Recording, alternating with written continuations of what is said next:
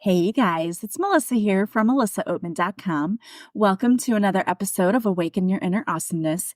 I am so delighted to have you here today because we have a very special guest. Today we have with us Miss Judy Wilkins Smith. She is an expert in systemic work and constellations.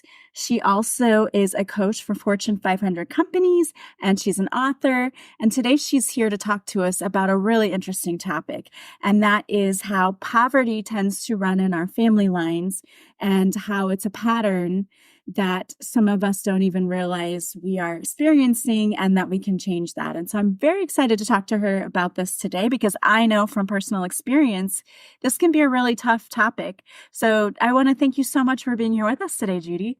Thanks, Melissa. It's lovely to be with you. So before you start talking about the poverty and family lines, which I know it's a big topic, how did you get started kind of doing this work? Tell us a little bit about yourself. Okay, so born and raised in South Africa, went into the medical arena, moved across here in about 96, and then my father was killed, and it was either write books or go crazy, and I decided that going crazy wasn't a really good option, so I started with books, stumbled into the work that I do now, and then that morphed from being family constellations into organizational, because of course organizations are made up of people too, so why not? And then that turned into executive coaching for Fortune 550 companies, but using the systemic approach. So I'm very much a systemic coach. And here I am. And then I had people say to me, you need to write a book. You need to write a book. And I went, no, I don't. And now we're 2 books down and a third one coming. And yeah. Awesome. So just before we get into the topic, for those who may not know what systemic work is, or, can you just tell us a little bit about that? Yeah, so systemic work and constellations belong together, but if you break them apart, systemic work is you, Melissa, did not happen in a vacuum. You're the result of many, many, many, many generations all the way down to you. And so it's the study of you within the system or your system. And then we've got constellations, which means you take an issue that you may have, we dimensionalize it, in other words, put it in front of you, and now you begin to interact with it in a 3D way using the representative parts of that issue. So maybe it's mom, dad, grandmother, great-grandmother, to see where your issue started from, how it's affecting you now, and what it's trying to tell you and trying to become. So those two belong together. And because you're hearing it, seeing it, touching it, what would be normally a brain exercise turns into a full-on embodied experience. And so people who come and attend those have a lot of these aha moments and big breakthroughs.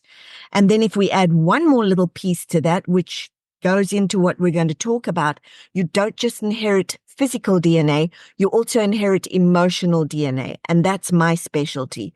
Your patterns of thoughts, feelings, actions, inactions, your language, your nuances, and where they came from and how they affect you and how you can use them to get exactly what you want in life in the very best way. And that includes money.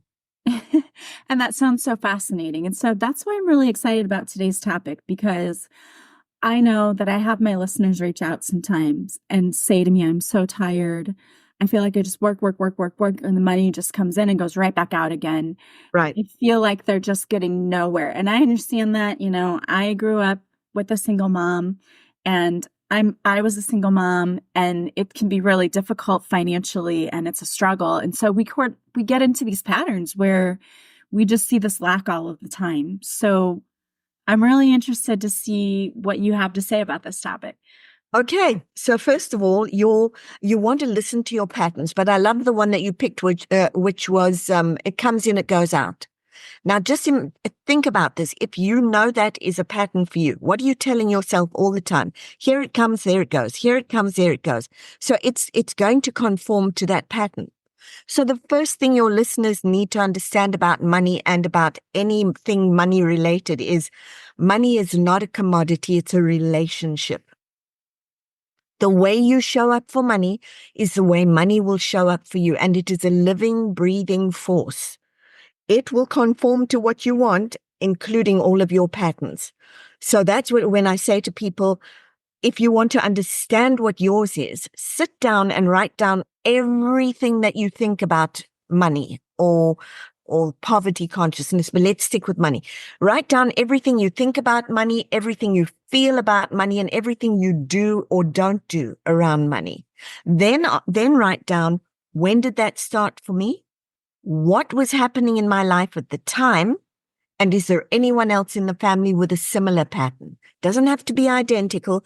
Does it have a nuance of? Sounds like, yeah. And so when you have that, you can now begin to see what your patterns are. What do you always say about money? Where did that come from? Was that mom who said it? Was it dad who said that? What did I make it mean about me? What did I make it mean about others? Lots of people will say that means I'm stupid with money. No, it just means you're really good at following the patterns that you've inherited. So it's looking at what you inherited and then what you want to do, because there are always two parts. One is the pattern that's trying to stop because it's outlived its usefulness.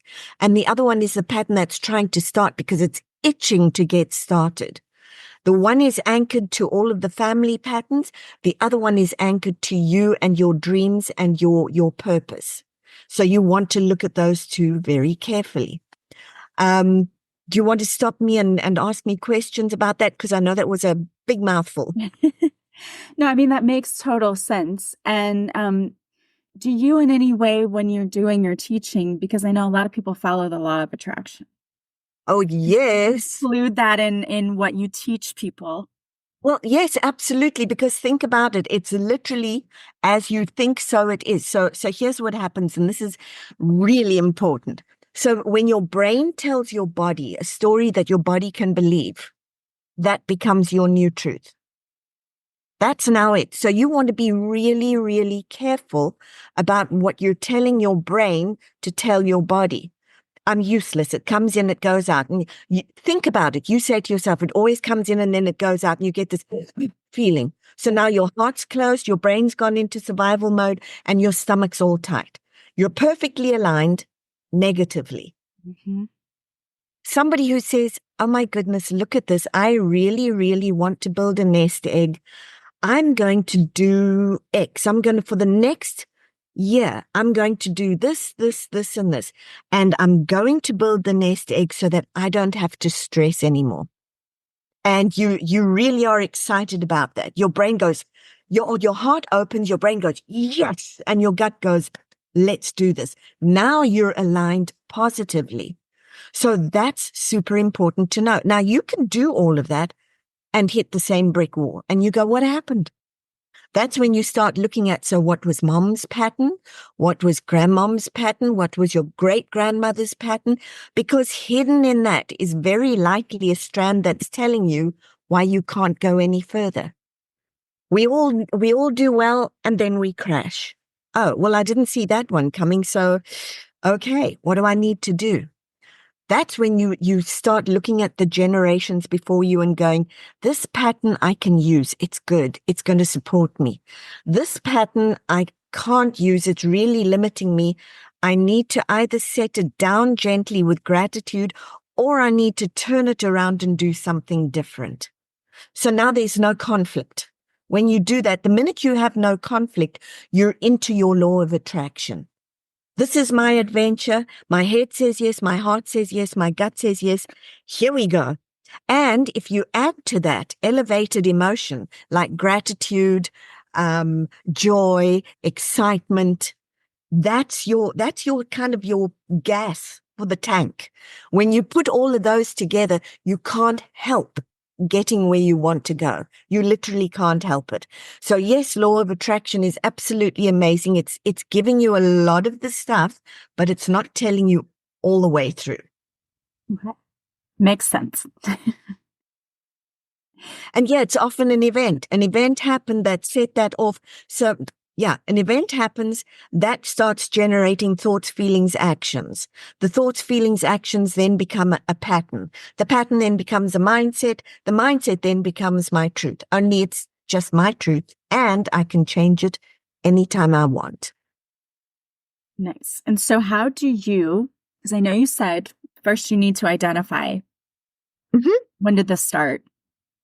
Who in my family also had these same patterns, these same beliefs? Once you've identified that, now what? Like, okay, I know what I have. How can we start to shift that now? So two things. First of all, you may not have that information. What if you were adopted? What if you just don't have the information? Timeline your money out or your money story out. Just everything that you've had happen with money, and you'll see there are patterns. So one way or another, you're going to find them. So, okay, you look at that and you go, I know what my pattern is. It comes in, it goes out. Now, what do I want to do? I really want to stop it from coming and going. I'd like it to just stay and grow. Okay, now we've identified what you want. So what thoughts would you like to have about money? What feelings would you like to have about money? What actions are you going to take around money? Doesn't matter if it's just a small step. Now you're telling yourself you're moving from what needs to stop to what needs to start. And when you make it really exciting and tie it to a goal, even if it's a small one, it's going to pull you past all of the excuses for staying stuck. So for me, mine wasn't such a small one. We came over to the US with nothing. And I had been to Disney before. Disney's the love of my life. You will see I have Disney everywhere. And I looked at everybody coming out of the resorts at Disney, especially at Beach and Yacht Club, and I thought, and Swan and Dolphin, I want to come out of that. I want to be the one walking out of there with my family. I want to feel that happy and that free to go and experience. I want timeshare there. Well, of course, the little inner voice is going, ha, ha, ha, ha. You don't have 2 cents to rub together. You're going to have to work like crazy to make any kind of a living. You're crazy. But the side that really wanted it went, you know what? It's not going to hurt. I'm going to start an envelope for that. So I did. And every time I got a little bit extra, instead of letting it disappear, I would put it into the envelope. And a couple of years later, so bear in mind, a couple of years for me, a couple of years later, my brother said, I'd like to come over from South Africa and I'm going to bring my family. So I said, I'll help you with the accommodation. And I thought, and I went to the envelope and I had a look, and the amount of money that was there was enough for a down payment on timeshare. And I bought the timeshare at Beach Club and then proceeded to pay it off. But I got to walk into that for the first time, and I always get goosebumps when I tell the story, got to walk in with my family and be one of those people who walked out of Beach Club and was like, I did that. I had a dream come true. It's awesome. So what did I do? Started the next dream. Because when you've done it once, you're going to want it again and again and again. I love that. And your body then sees the proof there that I did this. So it's building even more momentum. And absolutely. It's building that winner effect. It's telling the brain, look what we did. The brain's going, what else can we do? The heart's going, I am so happy, and it's wide open. And the gut, that's really important. The gut then becomes the inner compass it was born to be, not the poor squeegee thing that we turn it into all the time. So yeah, and then it became, so what other money things can I achieve? What more can I do? And money is also super kind. It likes when you're having fun with it, and it likes when you're doing good things with it. So it was, how can I experience more of that? I heard something interesting the other day. I was scrolling TikTok. You go down that rabbit hole sometimes. But someone appeared on my TikTok that said, you're going to manifest $3,000, but think about how much fun you would have with it. Don't think that if I got $3,000, I'm going to pay all of my bills, but instead, how would that be fun for you? What could you do that would make you happy and joyful? And so I'm assuming that she's saying we need to get into this energy of the positive emotions instead of being negatively aligned, as you were talking about before. That would be the one, absolutely, I think. It is getting into that positive thing. It's also, there are a couple of things. You want to feel it. What she's saying is feel it, imagine it, really be there. So that's important. Um, but the other thing is give thanks. When you're grateful, give thanks and you receive. It's even in prayers that I've heard, for what we are about to receive.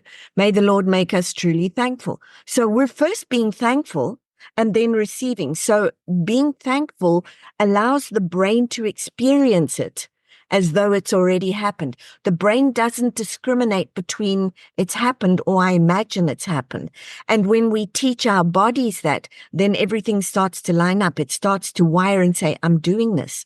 Look at what I've got. And it starts to feel the effects, which wires more and more of that in, which then starts to rewire your brain into, I'm good with money. I can build money reserves. I know where to go for money advice. It starts to paint a very different picture. Is there something, like one small thing that you would advise someone to do who, let's say, is just feeling so defeated and so beyond frustrated when it comes to this particular topic? I would say there are two things. Number one, and it's going to sound crazy, but it's what I did and it worked. Pick up the pennies and be really happy when you pick up a penny. A penny is money. So any money that you've got, and get yourself a bag, a little drawstring purse or something, and put the coins in and keep putting those coins in. And at some stage, when it's banknotes, put those in too, and start having that around you, because now you've got the feeling of money. The other thing that I would say that I am really big on and I'm known for is go and do a money walk. Go and talk to money. I tell people to talk to money all day long and they go, what? I even have my banking clients do it. And I've had one or two of them say to me, that's a little cheesy and it's a little odd. Are you sure this is going to work? And I say, what do you have to lose? Yeah. And they come back and they go, it works. Yeah, because you're aligning with money instead of resisting it. And the more aligned you are with money, the more it wants to come play, because you haven't hit the brakes internally and you haven't hit the brakes everywhere else. It's like, cool, fun. What are we going to go and do now? I love that. And it's true. Honestly, I always just out of habit will pick up coins that I see lying around. I have a cup that it was a cup I got in Italy that I loved, and my children broke the handle off of it. So now I used it to collect my coins. Okay. Italy. And at first I would see pennies everywhere. Well, it started becoming quarters. Yep. It's like dimes and then quarters. Like I see quarters everywhere. So it's like the money even became a bigger denomination, if that makes any sense. Oh, no, it makes perfect sense. And the more you talk to money, the more that will happen. I always tell people I went on a money walk when I was really at a low stage. We had pretty much nothing. And I can remember walking out the door and saying, okay, God, I need to talk to money. And I'm waiting to get smacked on the back of the head for asking to talk to money. And I wasn't, so I assumed it would be okay. So I started walking and talking. And then I realized I had been in relationship with money since I was very young. And it was canna seeds. From the canna lilies, they put out these little seeds. And I realized at a very young stage that if I collected those and gave them to my mom and she planted them, it could make more and more and more and more and more. And then it was picking up bottles and bottle tops, because at one stage, if you handed those in, you got a penny or 2 pennies. I was like, wow, people are leaving this money all over the road. I'm going to pick it up. So I'd had that relationship and then fallen out of relationship with it when I started to hear all of the things that we say about money that make it so wrong, bad, unattainable. And I'd fallen into that. And so I had a long talk with money, and it was tears and it was laughter. And I said to money, I really want to do better with you. I want to be a good friend, and I want to be kind about it. And I also want to talk and teach about you. And on the way back, I picked up a $1, a $5, a $10, a $20, a $50, and a 100. And that's when I knew, okay, money is not an inanimate object at all. Money is this force and it wants to partner with us, but we give it such a bad rap. We say love or money, goodness or money. No, money is an and, it's not an or. And we need to know that. Yeah, I think there's just so many examples of people in society who have a lot of money that we don't think very highly of. But then, I like to think too, there's also a lot of people who are very generous with their money and well, I work with a lot of those very generous people and I often will say to them, they say I don't talk about it, and I say, please do, because the only examples we have are the not good examples. Teach people how it's okay. And one of the wealthiest men in India said something that I loved. It is entirely possible to have a full pocket and a full heart. Do that. yes, Do that. I love that too. Yeah, I think we feel like we have to pick a side, like you said. And I don't think that that's, people feel like, especially people who are trying to be of service to others, feel like they shouldn't get paid well for that. Oh, I busted that myth a long time ago. I looked at that and went, no, I'm not doing that. Somebody said to me, the work that you do is healing work. You should not be charging for it. And I said, cool. I assume that when you go and see the doctor, he doesn't charge you either. Exactly. And unfortunately, I think we've just set that up in our society because besides doing this podcast, I'm a teacher and we know teachers are not well paid. Yes. So I think there's a lot of examples in society where people see things and just they have these ideas that you shouldn't want more money because doing what you do should be enough and you should feel fulfilled by doing what you do and that the money part doesn't matter. And that's so not true. It's junk science. It's junk science. We should not be doing that to ourselves. If you look at the world around us, everything that's big, other than the natural wonders of the world, the natural wonders, everything else that's big has been created with the alliance of money. You've got to have it. It's flow.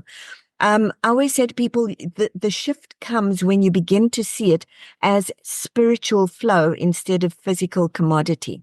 When you start to thank it, where do we think it came from, for goodness sake? And when you start to be grateful and you start to value and you start to be a good steward of even a penny, that's when money changes for you because it knows it's becoming a reality in your world. It's really important. I think something you mentioned, and I think is a really important thing to do too, is letting those old belief systems and patterns go with gratitude, as you said, because at one point we thought it was serving us. And maybe in some way it did for a little bit, but it would have in a prior generation. Yes. But maybe not now. If you look for the piece of the puzzle, it served at some point. But we know that with patterns, a pattern is of service until it no longer is. And then all it's saying to you is, hey, I've outlived my service. I need to stop. And the biggest thing that we could do right now is to begin speaking about and interacting with money as fun, as a friend, as an amazing creature. There's a guy, and I always forget the gentleman's name, but he wrote something, and I'm going to paraphrase broadly. And he said, what if we were taught from an early age that having money is not a spiritual affliction, but instead a solution to many of the world's problems, and that those who learn to master it are highly responsible beings who should be looked at with a little more respect. I was like, you hit it. That's it. You hit it bang on. That's exactly what we should be doing. My thing always for people when they say, well, how do I know it's not going to be, love of money is the root of all evil? No, it's not. Lust of money, maybe. Love of money, no. How do I know I'm not going to get into trouble? Well, why don't you try a couple of different thoughts? And if you don't get smoked with a piece of 2x4, you'll know you're going to be okay. And at some point, everybody's going to look at you and go, well, you didn't get struck down, so I guess I can do it too. And maybe we'll start having a more responsible, happier, more affluent society. I mean, at the moment, I hear people walking around demonizing people who have money. And I'm like, excuse me, where do you think your colleges came from? Where do you think a lot of things came from? We've got a lot of people doing bad stuff with money, but there's a lot of good that's happening. Don't knock it till you try it. Come on. Exactly. And you can always set that goal that you want to be the person who is a change maker for the good. You Exactly. need to do that. So it's a big responsibility, just in case nobody realized that.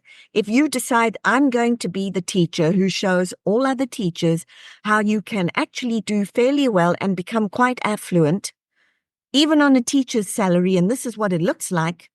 First of all, you're going to be demonized. Secondly, everybody's going to say, well, that's not for everybody. We can't all do that. She probably had a spoon in her mouth, but there are going to be people who are curious enough to say, Melissa, what do you do? I need to learn. yeah, exactly. And that's why your work is so important to help people to understand you don't have to stay stuck in those patterns.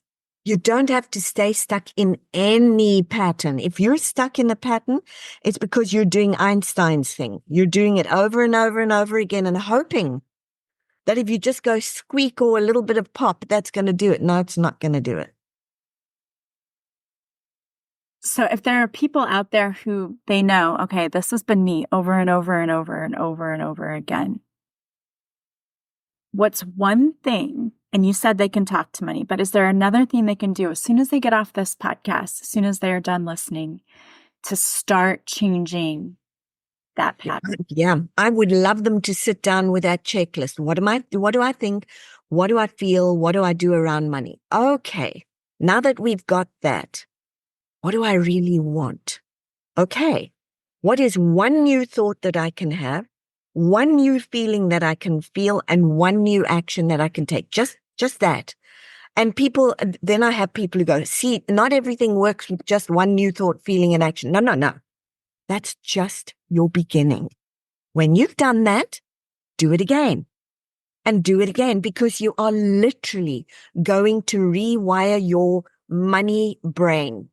And once you start rewiring your money brain, it's going to rewire your money feelings, which means it's also going to rewire your money gut. And that means that you now have something completely different in place. Instead of you saying, it comes in, it goes out, you're going to say, it comes in, I take a portion. Okay, the rest can go, that's fine. But now you've still got some because you've made just a small dent. So I would say to them, one new thought, one new feeling, one new action, and then do that for 21 days and sit down again and ask yourself, where have I shifted? How do I notice that I'm feeling, thinking, reacting, acting differently? What do I notice around money? As you said, are the pennies becoming nickels? Are the nickels becoming dimes? Are the dimes becoming quarters? And if you get something that suddenly comes in, you don't have to say, oh, well, it's going to go in and out. You go, oh, that was unexpected. What am I going to do with this? And think about it carefully first. How can you start growing that nest egg? How can you start growing your fortune? In fact, let's move beyond nest egg. Let's go to fortune. How are you going to start creating your fortune? I love that. That's really good advice. And I hope people will follow that, because one other thing I want to mention is, some people will say to me, well, I just don't really believe it. I don't believe it. So I've heard some people say, well, start with, it's getting better. I'm getting better with money, instead of just saying I am, because they don't believe it yet. I mean, They don't believe that I am. Okay. I would say to people like that, can you get yourself to, I want to want it? Not even I want it. I want to want it. Then can you get to I want it? And then can you get to I want it enough to start taking steps? And watch how smart and capable you become with each of those steps. And if you find that, nope, that's not working, go back again. No, I'm still at I want to want it. Until you can buddy yourself into I want it. Well, do I believe it's going to happen? No. It's not about belief. It's we're building it. We're building it one penny at a time. It's not fiddlesticks and candy sticks. It's we're building it one penny at a time, and then a dime, and then or a nickel, then a dime, then a quarter. We're building it. At first, it may seem slow, but if you keep doing that, you're going to build an awareness. You're going to start understanding what's happening to your money. And you're going to be the one working with it to tell it what to do, not watching it as it scoots past you at about 120 miles an hour. So, and with people who say, I just don't believe it, do you want to believe it? Because we've all got to start somewhere. I don't believe I'll ever walk again. I don't believe I'll ever. Do you want to believe it? That's where it begins. That's such a powerful thing, too, because when you mention somebody saying, well, I want to walk again, we think about people who've overcome so much in their life. They didn't necessarily know they could do it, but they wanted to do it. And so that will and desire was there. And I think that's what fuels people so often. Oh, I think there are a couple of things. So yes, what fuels people is sometimes fear, by the way, which I'm going to be teaching in November. But fear is sometimes not the bad guy that we think it is. It's the catalyst for what we can do. So sometimes it's that. And sometimes it's not being told we have limits. We shouldn't listen to people who say that, and we shouldn't tell ourselves that. You spoke about people who had a rough time. Many years ago, broke my neck. And when they did the surgery, they told everybody I would be paralyzed from the neck down. But they didn't tell me. And when I came round, the person sitting next to me was a colleague of mine, and he was crying. He was a neurosurgeon. And I said to him, what's going on? And he said, I just wish you would walk. So I did. Then he screamed. And I said, well, now what's going on? And he said, you're not supposed to be able to walk. And I'm what they call one of those intact quads. And nobody taught me to not. But I was also very lucky that I have a mom who said, don't you dare tell her what she can't do. And we'd had that happen before in our family with my brother, who they said he had a stroke when he was 3. And they said he will not be normal. He will not be able to walk. He will function at a very much lower level, probably that of a 5-year-old. And he's a CPA who plays racquetball. So it's also learning to not listen sometimes. Yeah, I agree. Totally. Yeah. Well, I want to thank you so much for being here with us today and sharing your thoughts and your ideas, because I think this is going to be so helpful for so many people and hopefully changes their attitude just a little bit about money and helps them to understand they're not alone and they don't have to keep doing the same thing over and over and over again, that there is a better way. If anyone is out there listening and they want to follow you or work with you, if you have anything coming up, what's the best way for them to get a hold of you? So best way is judywilkins-smith.com. And that'll take them. I have a live event at Disney World in November, November 1st through the 4th. And that's up and coming, and that's From Fear to Freedom. That's the title of it this time. And then they can also find me on Instagram, Facebook, Spotify, YouTube, LinkedIn, anywhere that you can think of, there I am. And of course, my books, they can find anywhere at any good bookstore or online. And I also do the Audible. In fact, I'm the one who recorded the Audible version of it, so they can hear me talk to them. And then I also have 2 constellations meditations, which takes you through the process of going from a place where you're locked to unlocking that place and really showing you how to take another step forward. So those are some of the ways they can find me. Okay, and we will have the link to your website in the show notes. So if anyone wants to go and follow you, just click on the link that's in the show notes and you can find Judy and all of her goodies on her website and maybe where else you can follow her on social media. So I want to thank you so much again, Judy, for being here today. I want to thank you for having me. It was absolutely lovely.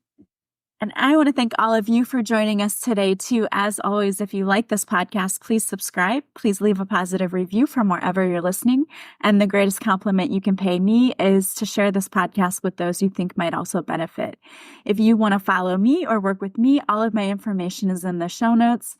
I hope you guys have an amazing week. I am sending you so much love and light, and I will talk to you soon. Bye, guys.